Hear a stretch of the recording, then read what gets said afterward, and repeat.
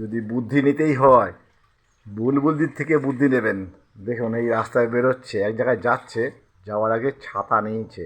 এবার দেখুন ওই ওড়নাটা ভেজালো জলে, ভিজিয়ে এই দেখুন প্রিপারেশান দেখুন, ছাতার ওপর থেকে কি করছে কি জানি, কি করবে কি করবে কি করছে, ওনাটা কি করবে।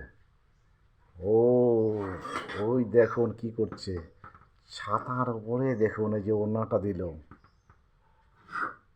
এই ও বাবা, যাতে সূর্যের তাপটা সরাসরি না লাগে তার জন্য ছাতা নিল, ছাতার ওপর থেকে ওড়নাটা ভিজিয়ে এটা দিল, দিয়েই দেখুন এইবার, ওরে সাবাস, বুদ্ধি যদি নিতে হয় বুলবুলদির থেকে নেবেন। এই দেখুন বেরোচ্ছে,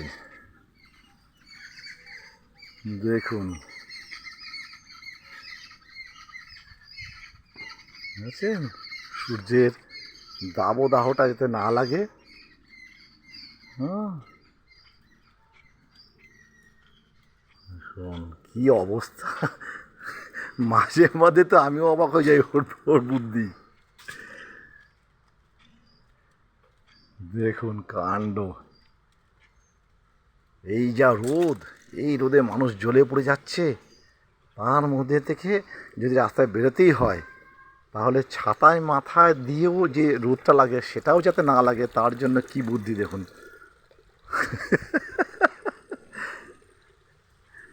এসব বুদ্ধিগুলো বুলবুলদির কাছেই আছে।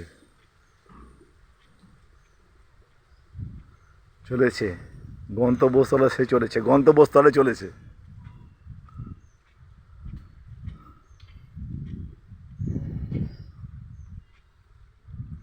চললো গন্তব্যস্থলে।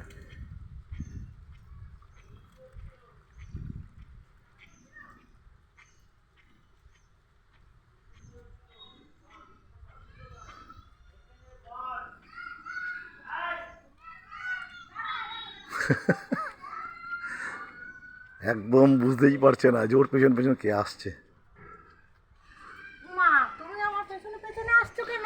কেন আমি তোমাকে তো, রোদ্দুরে মা, আমি তোমার এ বুদ্ধিরা, আমি তোমার বুদ্ধিরা দেখছিলাম।